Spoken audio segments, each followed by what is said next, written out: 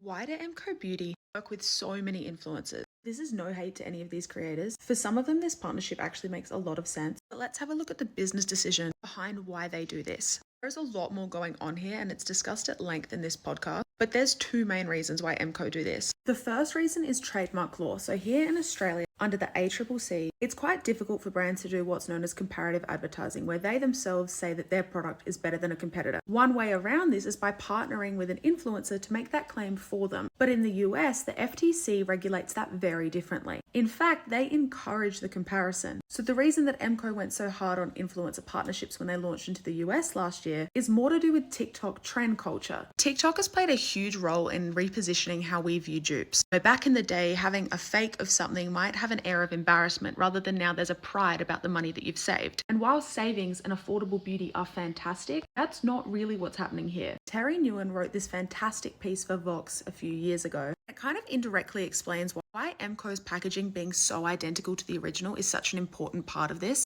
Aesthetics were once integral to subcultures, but they've lost all meaning in this algorithmic-driven visual landscape. But now, images have been grouped under an indefinable label of a viral trend, something that can be mimicked, sold, and bought. Platforms are becoming increasingly centralized. There's no way for a sane person to keep up. The problem is we're told that we can. Mco Beauty use influencers to communicate to you that you're able to buy into the trends at the rate that you see them online through the same people on the same platform that you saw the luxury original convinces you that you can keep up. This is truly just the tip of the iceberg.